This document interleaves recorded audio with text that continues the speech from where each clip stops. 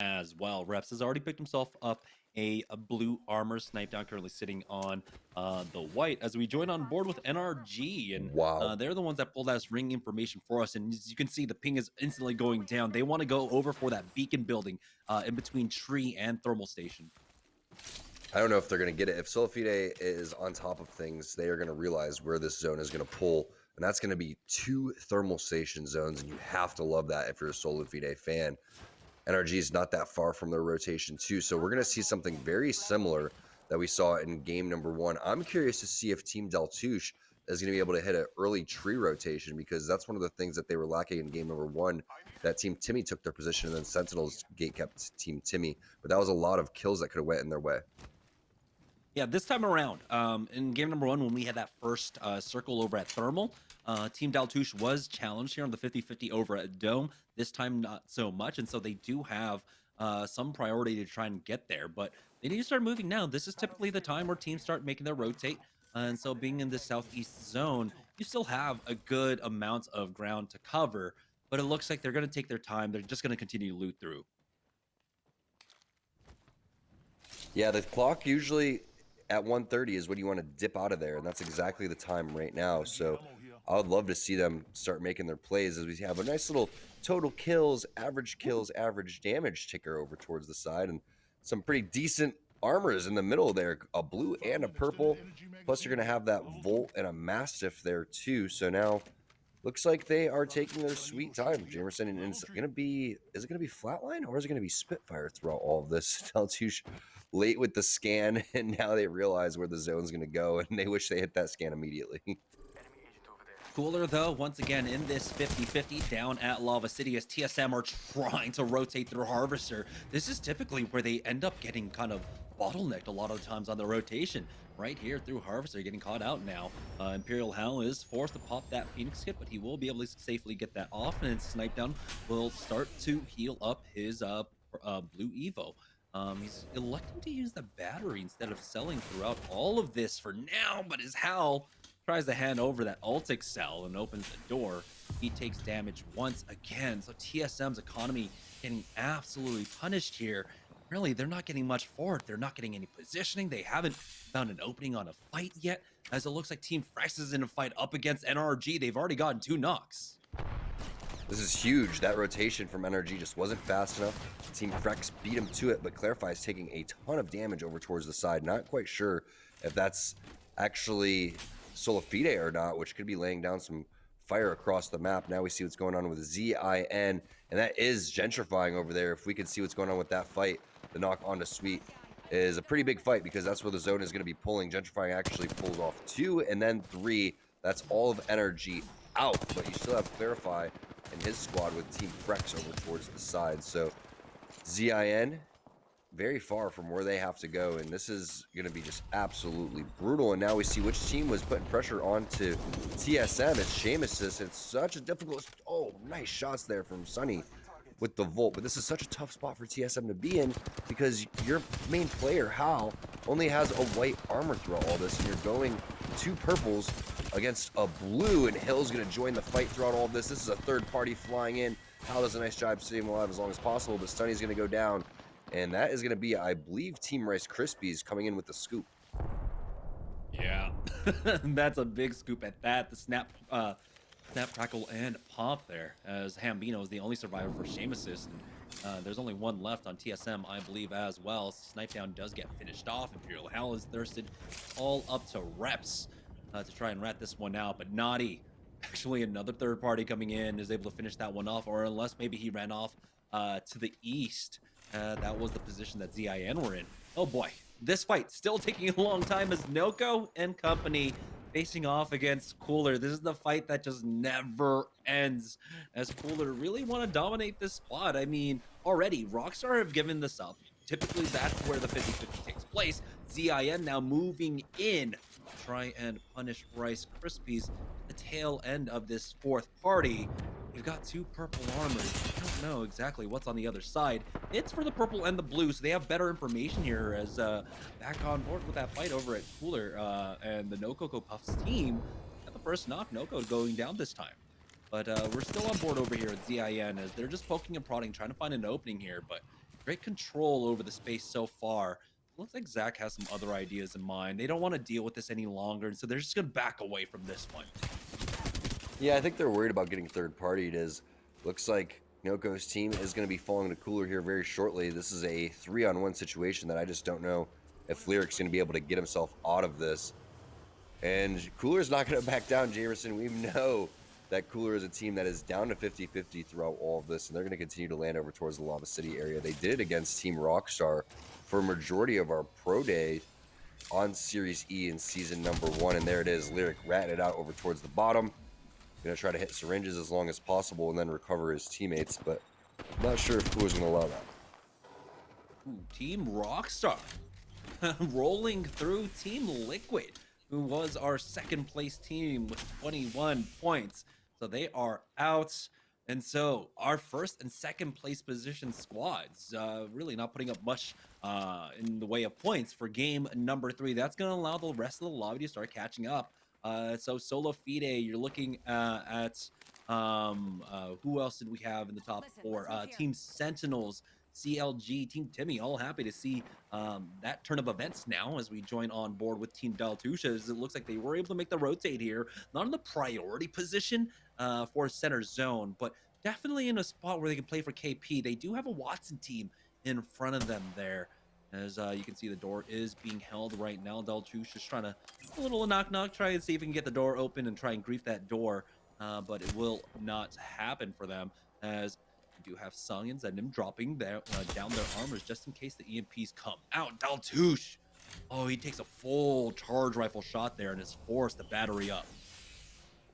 He also did a nice 111 though, as Frex gets a charge rifle knock onto Gentrifying. I wonder if that's the team that's sitting over towards the top center after he took the 110, but everybody dropping their armor inside, just anticipating an EMP. They're also not interested in giving any type of Evo charges up over towards the side, but that triple take fully charged up with the 2-4 is pretty deadly, and I like this idea coming in from Daltush. He's going to just try to head peek this one, crouch up, crouch back down as it charges up, and then he's going to peek again and try to connect, but just a little bit on the Gibraltar shield, and needs to be careful because if he ends up getting knocked, they may end up trying to finish him through the window if he doesn't have a knockdown shield. So a very scary moment there from Daltush, but not as many cryptos in the lobbies as it would call for putting your armor on the ground, in my opinion.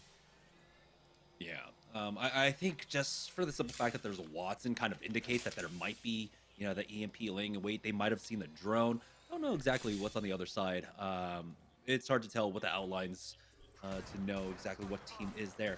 Na'Vi, though, playing here on the southeast side, they've got a team in front of them right now, forcing the Horizon to use that Q. Doing some damage while she is mid-air. Good damage, though, from range. But Kuya has been able to get a knock, and they do force out instead of defensive bombardment at the very least, as they now continue to give pursuit to the squad.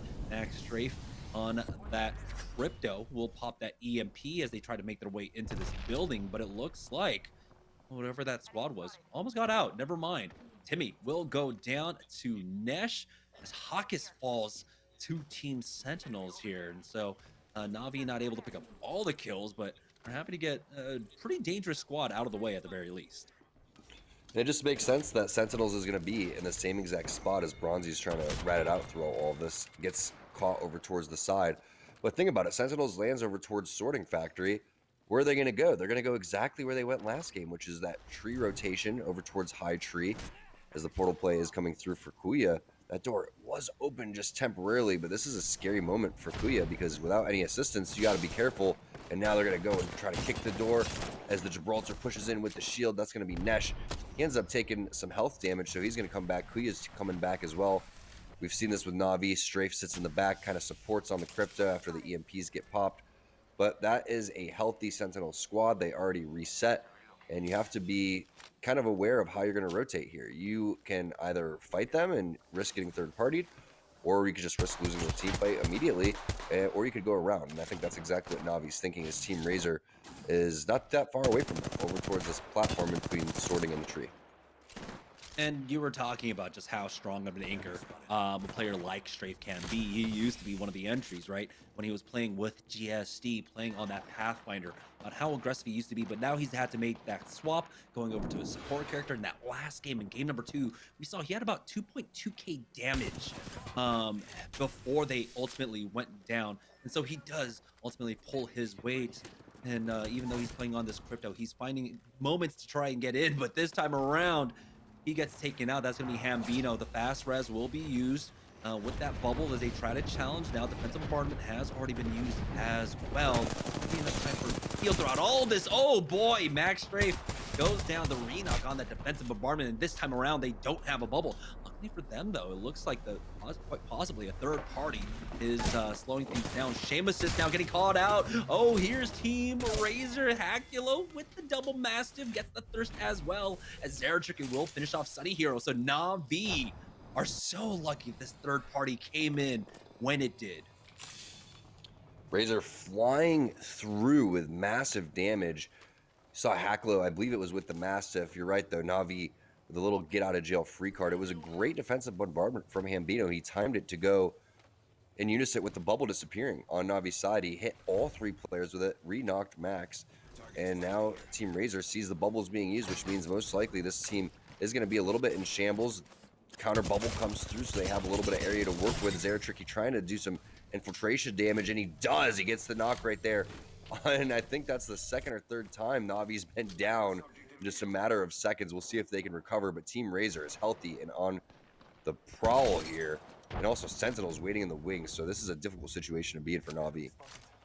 Yeah, at this point, Strafe is on like a 2-second bleed out timer, and he does ultimately go down. Hakulo will be able to finish him off. Kuya went down as well. Na'Vi on their last legs here. They're getting hunted down by everybody. You got Sentinels up top, and you've got Team Razor giving chase below as well. Retzi did get cracked though, and he's gonna have to back away just for a moment at the very least, as he needs to heal up with that bat. We get a replay of exactly what happened to Seamus. They took a lot of damage, getting very greedy for that. And here is Team Razor flying through Hakulo. Really didn't have to do much, just enough with that Massive to finish it all off. But right now, as Sentinels are still trying to keep Team Razor at bay, who are desperately trying to get this kill point. But now they need to start considering how they're going to rotate in for this. There's 25 seconds left to go. The zone closing in very shortly here. Team Sentinels on a high ground, ultimate high ground position, as CLG are fighting for the ultimate high ground here just north of Thermal Station. Bubble's already been used by Lu, so this is already an iffy fight to be taken now. And so CLG will just completely back away from this one.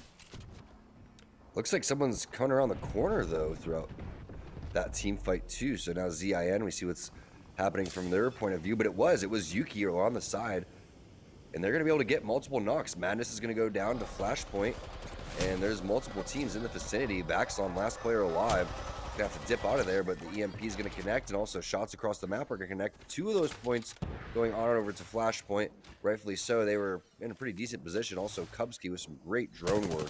You can see the amount of fences. They've been down here for a long time.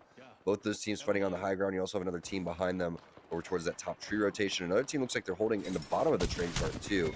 And now Sir Del is going to fall to Nestle Pure Life. Nestle Pure Life did have 1 player down, but this zone just chunks. So now Team Frex realizes that situation, but Zenile cannot over pursue this, and he's going to have to back off with his gold armor and hit a couple of cells. This is very important for Team Frex to try to take this squad out, but they are doing a great job of kind of zoning them off. So now is going to have to queue back.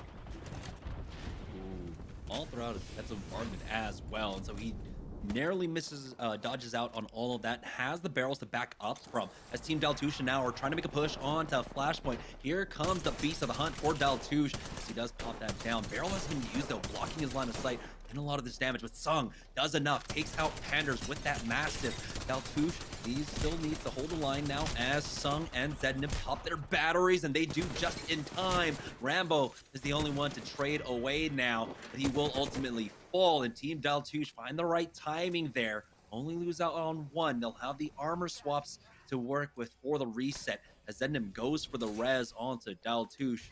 they do it in time with a minute to go now. They have the time to try and figure out how they want to rotate in for this next zone, which is actually pulling up to the north side of Thermal Station. On board with Team Razor, though, that are trying to make their way up to Team Crisis, I believe. Oh, Zara Tricky with the G7 Scout up close.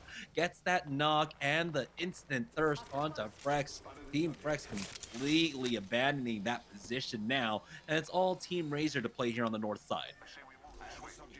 Yeah, Team Razor doing a phenomenal job of bullying Team Frex out of there, and you have to really give props to Muffins for the way that he was able to land that defensive bombardment and split Team Frex up, and then they had to queue back and give up a lot of the real estate that they were owning for quite some time. The opportunity was there when all of Team Razor was pushing from the edge. They had the charge right at you, but Team Frex just wasn't in the position, and Muffins ends up splitting up the team with a great defensive bombardment, and then they end up just slowly, methodically picking them apart. Zara Tricky with the cheeky little angle with that scout, and they have to move now. A couple seconds here, and you have a couple different options, but it's all going to come down to another great bubble play coming in from Muffins, because look who is in the wings just trying to charge through here. It is Team Daltouche taking the high ground away. Great angle here for Zednum, but he's not able to connect on the shots that he was hoping for, and then he even tosses the black hole at himself. So unfortunate here with the macro play, and then Muffins with a very nice bubble,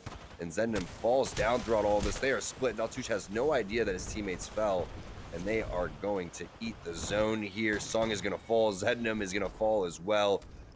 Very nice job by Team Razor, but that execution from Zednum was unfortunate.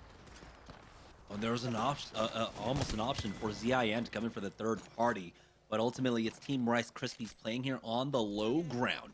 Are able to pick up basically the remnants of that fight. And so we have 2 kill points now on Stunny, who are playing over on the platform on the north side. We have a better idea. There we go. The ring pulling over to the northwest. And surprisingly, a lot of the 2 buildings on the beacon, the respawn beacons are available. So the ultimate high ground position for ZIN can be extremely strong, but it's Rockstar. We're holding this one down. This is where we saw, I believe, NRG in game number 1 hoping that it was going to be this zone, but instead that zone pops up here in game number 3. We know Solafide most likely big chillin' somewhere. I wonder if they elected to pick the donut building, which is another popular ending. Actually, they are top center, so they're going to have to make their way here pretty shortly. It's going to be very similar to what we saw in game number 1, where they're going to use their utility and then start to kind of advance on the map, and the pings are going down. They want to try to play, I believe, the top of the jungle gym, which is a little bit exposed. So now Team Rockstar getting into a big fight over towards this building. This is where you're going to start to see a lot of these teams coexist, and Rockstar playing this fairly greedy, trying to own both the buildings, but ZIN is not having that, and they're going to take the one next to them. And you saw Crummy making the call back away off of this one. He used that Q before he even takes like a critical amount of damage. And so these 2 buildings will be taken up. ZIN and Rockstar in the center of the zone here, but because of their positioning, neither can really try to poke out to try and stall anyone on the rotate. So the other 4 teams now, as the zone starts closing in, have an easier option to try to get in. Sentinel's playing here on the south side. They're trying to punish Solafide, but it's LG that picks up all of that. Throughout all of that, though, Retzi does get 1 to knock, and LG get finished off in top 5. So we're down to our top 4 squads remaining here. Throughout all of this, Crummy somehow got taken out, as it looks like he might have tried to get a little bit aggressive, though. Matt Pickett, though, dropping down to the low ground, trying to make his way on in. Sentinels got another squad ahead of them, just on the other side of this platform, but they can elect to slow play this just a bit. They've got a minute before the zone starts closing. They've got their eyes on that zip line, but they can't take that with the team right here. We do have a wide peak coming out, hitting for 51 on that red Evo shield, as they're still trying to find any kind of opening now, as Retzi is looking, I don't even know for what. He does have to back away. Throughout all this, Rockstar were able to recover Crummy and get him back up, but so much damage has been done. Tank has gone down, along with Matt Pickett. Just like that, ZIN have the game win, essentially. Sentinels now getting full sent on by Hill and GS Bird. They get taken out. Team Rice Krispies are now stuck here on the low ground. What is their play to try to get up? Oh, the full set is actually coming out from ZIN. They want to try and punish them as quickly as possible. And Hume getting a decent spray, but he has to back away as he is cracked. Black hole has been used by Zach, but unfortunately does not connect with anything up and does end up impairing his own vision. A lot of damage back and forth, but it's going to be ZIN with the advantage here as Zach Mazer takes to the skies and ZIN take the win here in game number 3. That's great for ZIN. They were sitting in last place. I think they didn't even have any points, so they go from very last, now going to bump up on the leaderboard and boost their confidence to see if they can try to close this one out. And we have 3 more games left. Yeah, you're absolutely correct, Tom. 0 points heading into game number 3, and that is a much needed win for them, especially with teams like TSM, Team Liquid going down early on. We'll find out exactly where they end up on the leaderboards, though. We're going to go ahead and take a short break. When we get back, we'll have game number 4 of Series E, the 10K Invitational, right after this.